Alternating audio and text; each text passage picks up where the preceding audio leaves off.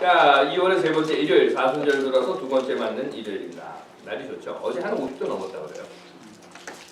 이번 주에 비 온다는 예고 있는데 그래도 뭐 온도는 계속 한 30도, 40도 이 정도 되는 것 같습니다. 그래도 겨울이죠.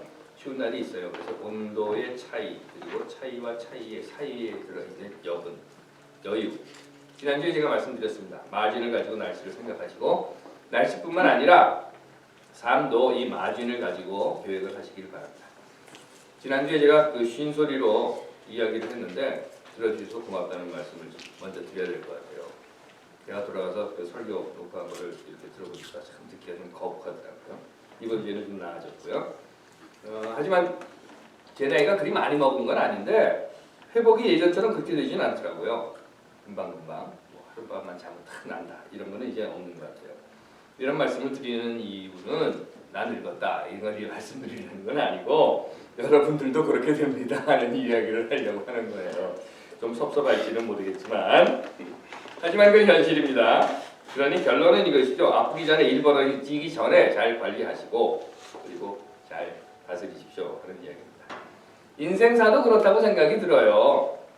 정치나 역사도 마찬가지고 생각을 해놓고 보면 일 벌려놓고 나서 터지고 나서 그때서 이제 수습을 하려고 하면 그건 정말 힘든 겁니다. 여러분들 뭐 최근 이야기 다 아시잖아요. 보십시오. 박근혜 개성공단 폐쇄 덜렁 해놓고 그것뿐입니까? 무슨 한국사 교과서 국정한다고 해놓고 위안부 합의 덜렁 해놓고 난 다음에 사드 배치한다고 발표해놓고 지금 뒷감당 못해서 난리가 나잖아요.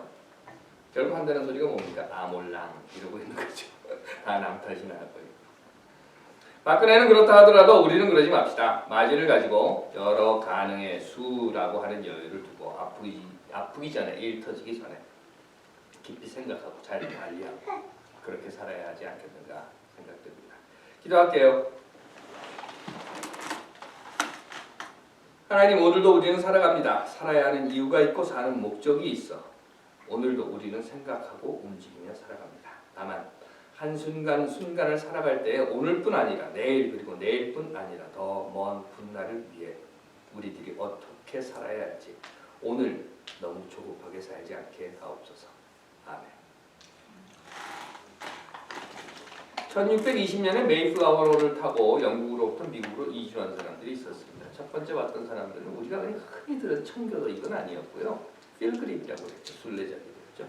그 필그림의 지도자였던 존 로빈슨 목사님이 계셔요. 그분이 하신 말씀이 이런 이겁니다. 주님은 아직도 그의 거룩한 말씀으로부터 계시하실 더 많은 진리와 빛을 가지고 계신다. 그거예요. 그 말은 뭔가 하면요. 지금 이 순간에도 계속해서 하나님은 새로운 말씀을 하고 계신다는 겁니다. 그 말은 하나님은 지금 이 순간으로부터 1000년 전에 또는 2000년 전에 어느 순간에 내가 할 말 다 했다. 끝. 그리고 그 이후에 침묵을 하고 있는 것이 아니라 1000년 또는 2000년 전에 들려졌던 말 이외에 더 이상 없다라고 하는 것이 아니라 하나님은 오늘도 그 1000년 전, 2000년, 아니 3000년, 아니 500년 하여튼 그 순간순간에 있었던 새로운 말씀들을 지금 이 순간에도 하고 있다는 겁니다. 그래서 오늘 우리는 2000년 전에 한번 내가 이야기했으니까 됐지? 끝! 한 그 하나님의 음성이 아니라 매 순간순간 우리에게 들려주시는 하나님의 음성을 들어야 한다라고 하는 이야기인 것입니다. 그래서 사도 바울은요 이런 이야기를 해요. 고린도 교회를 향해서 쓴 편지에서 여러분 분명히 그리스도께서 쓰신 편지입니다. 여러분 모두는 그리스도께서 쓰신 편지라는 거죠. 한 분 한 분이 다 그리스도께서 쓰신 편지예요. 그리고 우리는 그것을 작성하는데 봉사하였습니다. 그 말은 사도들은 이 그리스도의 편지인 이 한 분 한 분들의 그리스도의 편지를 만들어가는 일에 우리는 도움을 주었습니다. 그러면서 그것은 뭡니까? 여러분들은 그리스도의 편지인 여러분들은 살아계신 하나님의 영으로 쓴 것이고 살아계신 하나님인 거예요. 그 살아계신 하나님은 지금 여기 살아계신 거죠. 1000년 전에 2000년 전에 살아있던 하나님이 아니라 지금 이 순간에 살아있는 영으로 쓴 것이고 돌판에 쓴 것이 아니고 먹으로 쓴 것이 아니라 가슴에 쓴 것입니다. 라고 이야기해요. 그 말은요, 만일 우리가 여기 있는 여러분 모두가 다 먹으로 또는 돌판으로 이렇게 팍 새겨놓은 글이라고 하면 아마 10년 전에, 20년 전에 또는 30년 전에 한번 팍 이렇게 써놓은 글로 끝일 겁니다. 이미 새겨놓은 거예요. 더 이상 다른 이야기는 없다는 거죠. 하지만 사도 바울은 여러분 한 분 한 분 한 분은 하나님께서 여러분들의 가슴에 영으로 쓰신 편지라는 이야기를 합니다. 그렇기 때문에 오늘 살아계시는 하나님의 영이 매일매일 새로운 편지를 우리 가슴에 써가고 계신다고 하는 이야기죠. 다만 어떤 사람들은 그 말씀을 듣기는 하지만 그 말씀이 하나님의 말씀인지 모르기 때문에, 아니 오히려 예전에 있었던 것만이 하나님의 말씀이라고 믿기 때문에 지금으로부터 1000년 전 또는 2000년 전에 있었던 하나님의 그 말씀에만 딱 붙어 있어서 오늘 들려주시는 하나님의 음성을 듣지 못하고 하나님으로부터 점점 멀어져 가고 있다는 겁니다. 아이를 키우는 부모님 치고 잔소리 안 하는 부모는 없을 거예요. 그렇죠? 잔소리 다 하시죠? 물론 그 이야기가, 그 잔소리가 아이들의 인생에 피가 되고 살이 되는 것이면 분명합니다. 그런데 아이들의 입장에서는 아유 우리 엄마 또 잔소리 이렇게 나온다는 거죠. 하지만 그 잔소리가 매일 똑같은 건 아니에요. 그렇죠? 듣는 아이들 입장에서는 아유 또 그 잔소리라고 하는 그 잔소리라고 하는 카테고리 안에 다 집어넣어 놓을 수는 있겠지만 사실 부모님이 아이들에게 이야기를 할 때는 걸음마를 시작할 때, 무언가 잡아서 입에다 집어넣기 시작할 때, 배밀이를 할 때, 뛰어다니기 시작할 때, 초등학교 들어갔을 때, 고등학교, 대학에서 공부를 할 때, 결혼해서 아이를 낳아서 자기 아이를 기를 때 하는 이야기가 다 다른 겁니다. 그럴 수밖에 없는 건 아니겠어요? 아이가 무엇인지 잡아서 입에 넣기 시작할 때 하는 잔소리가 뭡니까? 이런 거예요. 에이 치치치치 그거 먹지마 먹지마 이런 이야기를 한다는 거죠. 뛰어다닐 때는 뭐라고 합니까? 에이 조심해라 뛰지마라 뛰지마라 넘어진다 다친다 이런 이야기를 하죠. 하지만 마찬가지로 이제 내 아이가 어른이 돼서 아이를 기르는 그런 부모가 되었는데도 예 지지야 지지야 그거 먹지마 하고 내 아이에 이야기하지는 않습니다. 하지만 우리는 이 이치를 알면서도 우리가 하나님을 믿는다고 하는 그 삶 속에서도 2000년 전에 하나님의 말씀, 그러니까 우리가 어린아이일 때, 우리가 걸음마를 배울 때, 또는 우리가 초등학교를 다닐 때 해주셨던 하나님의 말씀을 성인이 돼서 내가 이제 아이를 기르면서도 그 말씀에 그냥 묻혀 있다는 겁니다. 그리고 그 말씀만 듣고 있다는 겁니다. 베드로의 사건이 있었어요. 이 사건의 내용을 재구성해 보시면 이런 겁니다. 베드로가 안디옥 교회에 있었다는 거예요. 안디옥이라고 하는 것은 소아시아 남부에 위치한 곳입니다. 바울이 복음을 전파해서 교회가 세워진 곳이죠. 최초의 이방 교회다 이렇게 불리는 곳이에요. 아주 매우 소아시아 지역으로, 그래서 유럽으로 넘어가는 교회의 선교의 중요한 위치를 가진 그런 교회였습니다. 그런데 이곳에서 사건이 발생을 했어요. 베드로의 사건입니다. 그런데 이 사건이 발생한 시기는요, 사도행전 15장에 나오는 예루살렘 회의라고 하는 것이 있었는데, 예루살렘 회의가 있었고 그 이후에 안디옥 교회에서 일어난 사건입니다. 그렇다면 예루살렘 회의가 뭔가? 이걸 한번 우리가 봐야 될 것 같아요. 예루살렘 회의의 주된 내용은 무엇이었는가 하면 일부 유대인 기독교들로서 개종한 사람들인 거예요. 그 말은 뭔가? 유대교에서 이제 기독교를 개종을 한 사람들이에요. 그런데 이 사람들은 유대인이었어요. 이 사람들이 이방인으로서 기독교로 개종한 사람들에 대해서 저들도 할례를 받아야 돼 라고 이야기를 했다는 겁니다. 유대인들은 할례를 받잖아요. 근데 유대인으로서 나는 이미 어려서 할례를 받고 기독교로 개종을 했어요. 그런데 여기 보니까 이방인들이 있는 거예요. 할례 받지 않은 이방인들이 있는데 이들이 기독교로 개종을 해서 이제 기독교인이 되는 거예요. 내가 먼저 유대인으로서 할례를 받았는데 쟤들은 할례도 안 받고 어떻게 기독교인이 될 수 있어? 쟤들도 할례를 받아야 돼 라고 주장을 했던 겁니다. 그런데 그 회의에 참석했던 유대인 기독교입니다. 유대인 기독교, 이방인 기독교가 아니라 유대인 기독교들의 주장을 듣고 있었던 베드로의 입장은 조금 이게 좀 이렇게도 말을 못하고 저렇게도 말을 못하고 뭐 좀 난감한 그런 처지였어요. 왜냐하면 이미 예루살렘 회의 이전에 베드로가 가이사랴에서 고넬료의 집에 가서 함께 음식을 먹으면서 고넬료와 같이 어울렸던 일이 있었습니다. 그런데 이게 지금 그 사건이 예루살렘 교회에서 비난을 받고 있는 거예요. 왜냐하면 이 고넬료라고 하는 사람은 이방인이었거든요. 그렇기 때문에 유대인들의 입장에서는 이방인은 경건하지 못한 사람들이었어요. 더러운 이방인, 선택받지 못한 이방인들이었는데 그 이방인들과 베드로가 같이 앉아서 음식을 먹고 세례를 주고 했다. 그걸 쓸 문제 삼아서 예루살렘 회의에서 지금 베드로를 막 공략을 하고 있는 겁니다. 너 어떻게 이방인들하고 살례받지 못한 사람하고 같이 앉아서 밥을 먹을 수 있어? 라고 하면서. 물론 그 자리에서 베드로가 할례받지 않은 유대인들과 함께 음식을 먹은 것에 대해서 부정을 저질렀다라고 외치는 그들에게 소명을 하기는 합니다. 하지만 다시 한번 생각을 해보면요, 여러분들.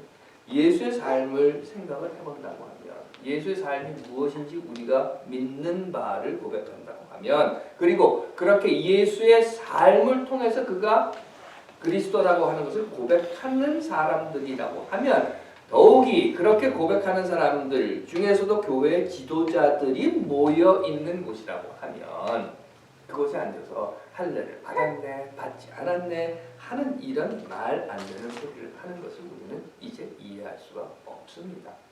하지만 당시에는 그랬어요. 여하튼 그 사건 이후에 이제 예루살렘에서 베드로가 비난을 받은 사건 그 이후에 지금 베드로가 어디에 있는가 하면 안디옥이라고 하는 곳에 와 있는 겁니다. 그 안디옥 교회에서 또 사건이 발생을 했어요. 앞에서 말씀드린 것처럼 안디옥이라고 하는 곳은 비유대인들이 사는 곳입니다. 그래서 그곳에 사는 사람들은 기독교를 어셉트하고 그리고 예수를 구주로 고백하는 데 있어서 할례와는 전혀 관계가 없는 사람들이었어요. 유대인들이 아니라는 거죠. 지금 베드로는요, 이 이방인들의 도시에 들어와서 그들에게 복음을 전하고 말씀을 가르치기 위해서 그들과 함께 음식을 먹고 삶을 나누고 있는 것입니다. 그런데 이 사건도 이러한 사역 중에서 또 일어나요. 베드로의 사건이라고 하는 것인데 그날도 어느 안디옥 교회의 교인 집에서 다 함께 모여서 음식을 먹게 되었습니다. 같이 이제 앉아 있는 거예요. 거기에 바울도 있었고 바나바도 있었다고 합니다.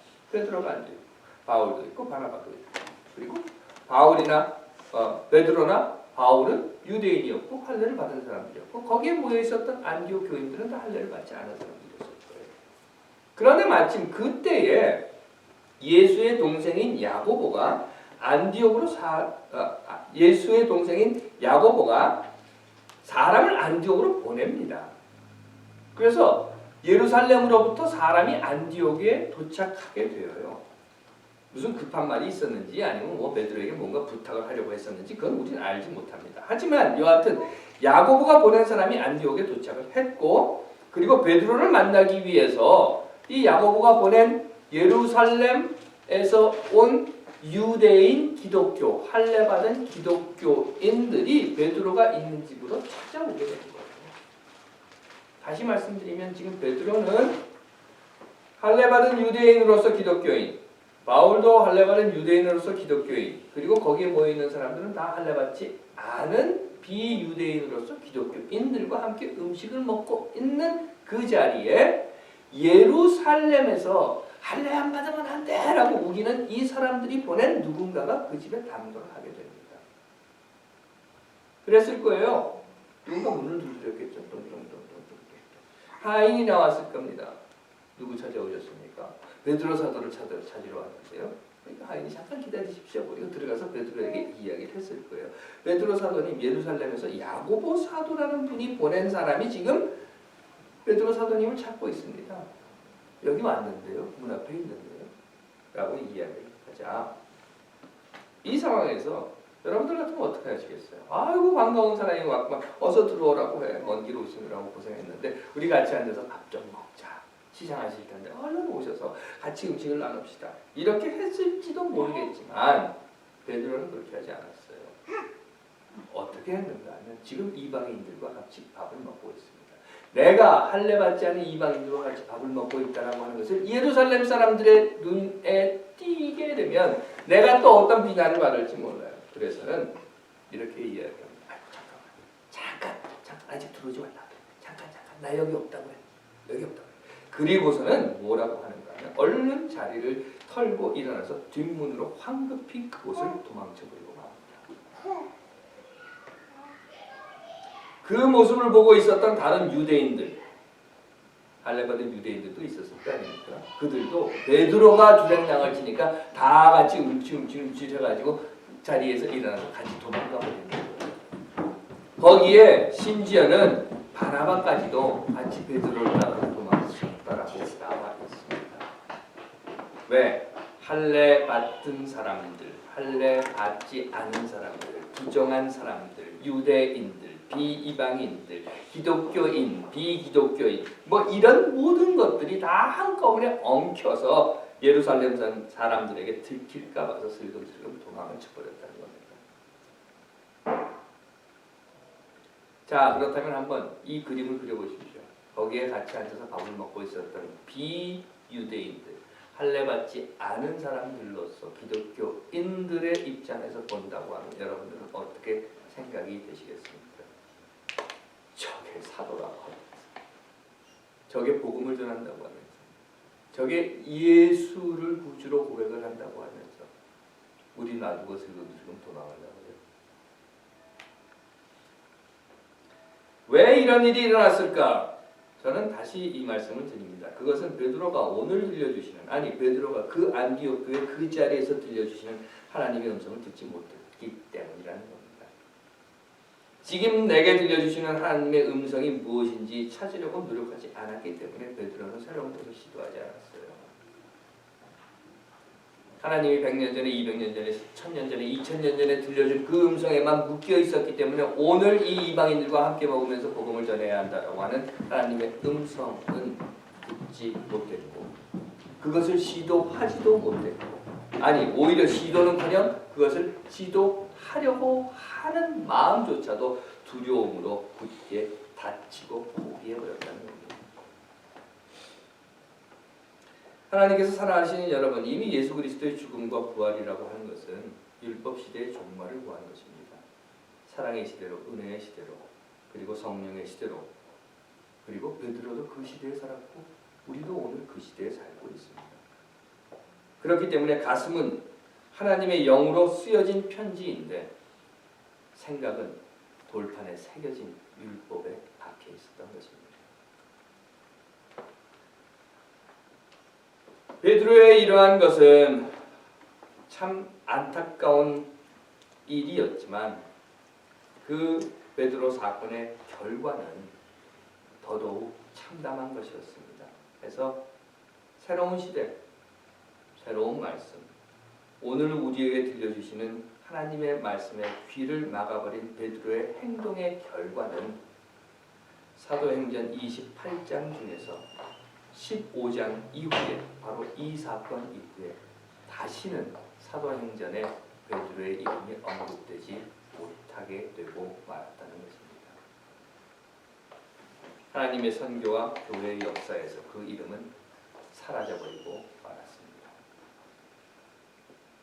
존 로빈슨 목사님의 말처럼 오늘 하나님께서는 바로 여러분들에게 새로운 말씀을 들려주고 계십니다. 그 말을 들으십시오. 그 말을 들어야 합니다. 인간 복제가 연구되고 있는 세상에 들려주시는 말씀, 남북한이 극단의 대치 상황으로 치닫는 이 세상에 들려주시는 말씀, 결혼한 부부의 5분의 3이 이혼이라는 아픔을 겪고 있는 이 세상을 향해서 들려주시는 하나님의 말씀, 이민자이기 때문에, 피부색이 다르기 때문에, 언어나 성적 성향이나 종교가 다르다는 이유로 불평등을 겪어야 하는 세상으로 들려주시는 하나님의 말씀, 노인 빈곤율, 자살률이 OECD 국가 중에서 1위이고 비정규직이 1000만인 대한민국에 들려주시는 말씀, 오늘 이곳 스토스 교회를 향해서 들려주시는 말씀, 그리고 여러분들의 삶의 자리에서 들려주시는 하나님의 말씀, 20년 전이나 30년 전에 들려주셨던 말씀이 아니라 오늘 우리에게 들려주시는 말씀. 저는 늘 여러분들에게 이런 말씀을 드립니다. 하나님의 말씀은 듣고 새기고 따라 사는 것이라고요. 그리고 하나님의 말씀을 찾으려는 노력의 방법은 여러 가지가 있겠지만 저는 이런 생각을 합니다. 우리 삶에서 새로운 것을 시도하는 것, 그것이 하나님의 말씀을 듣는 방법. 사실 한국 민족들에게 있어서 새로운 것을 시도하는 것은 엄청 어렵다고 해요. 엄청 어려운 모양입니다. 제가 아는 의사가 한 분이 있는데 언젠가 한번 같이 이야기를 하는데 이런 이야기를 해요. 한국 사람들의 입맛이 짧은 것은 단순히 혀가 그래서 육체적으로 입맛이 짧은 것이 아니라 또는 체질적으로 그 음식이 몸에 맞지 않기 때문에 짧은 것이 아니라 정신적이고 심리적으로 한국 사람들은 한국 음식을 먹어야만 한다라고 생각을 하고 또 먹어야만 안정이 된다라고 믿는다고 하는 것입니다. 특히나 나이가 되면 더 그렇다고 해요. 이분 농담이겠지만 30대가 넘으면 일주일에 최소한 3일은 한국 음식을 먹어야 되고 40대가 되면 일주일에 최소한 4번은 먹어야 되고 50대가 되면 일주일에 최소한 5번은 한국 음식을 먹어야만 심리적으로 안정이 된다라고 믿는다는 겁니다. 글쎄요. 비록 민족성은 그렇다 하더라도 이제 우리 여기 미국 사는 사람들 더욱이 여러분들은 학문을 배우고 가르치시는 분들이라고 하면 달라야 하지 않을까 생각합니다. 그래서 뭔가 새로운 것을 시도해 봄으로 5년 또는 10년 또는 20년, 50년, 500년 전에 들려주었던 하나님의 음성이 아니라 오늘 이 순간 나에게 들려주는 하나님의 음성을 들어야겠지. 하나님께서 사랑하시는 여러분, 이제 이런 걸 한번 해보면 어떨까요? 내가 아닌 남의 이야기를 듣는 것. 다른 사람들은 무슨 말을 하는지 듣는 연습을 하는 것. 내 말만 하지 않고. 물론 이 말은 제가 원고를 치면서 이렇게 생각을 했습니다. 남의 말을 듣는 연습을 해야 되는 것의 제일 첫 번째 대상은 너다. 바로 저입니다. 그렇지만 우리 모두가 다 한번 시도를 해보면 어떨까 생각합니다. 또 운전을 하면서요. 여러분들 매일 다니는 길이 있습니다. 그렇죠? 집에서 학교 또는 뭐 집에서 직장, 직장에서 집으로 오는 매일 똑같이 다니는 그 길 딱 하나만 있는 것은 사실은 아닙니다. 매일 다니는 길은 있지만 물론 가장 빠른 길도 있고 가장 막히는 길도 있을 것이고 가장 돌아가는 길도 있을 거예요. 한 번은 뒷길로 가보면 어떻겠습니까? 시간 여유가 있으면 좀 멀리 돌아가는 길도 한번 가보죠. 새로운 경치도 보고 새로운 삶도 보게 되고 새로운 문화도 보게 되고 예전에는 다니지 않았던 그 길로 가다 보니까 야, 이 동네는 집들이 다 이렇게 생겼네. 이런 집에는 어떤 사람들이 살까? 또는 예전에 다니지 않던 길로 가다 보니까 야, 이 동네에는 맥도날드 테이크아웃에 창살이 쳐져 있네. 이런 곳에 사는 사람들은 누구일까? 라고 하는. 음식을 바꿔보시는 것은 어떻습니까? 새로운 음식을 한번 만들어 먹어보십시오. 꼭 한국 음식만 먹어야 사는 것은 아니죠. 그리고 그 안에서 오늘 우리에게 들려주시는 하나님의 음성이 무엇인가를 한번 찾아보시기 바랍니다. 하나님께서 사랑하시는 여러분, 하나님은 지금도 이 순간도 여러분들에게 새로운 하나님의 말씀을 들려주고 계십니다. 들을 것인가, 말 것인가, 그건 여러분들의 결단입니다. 기도하겠습니다.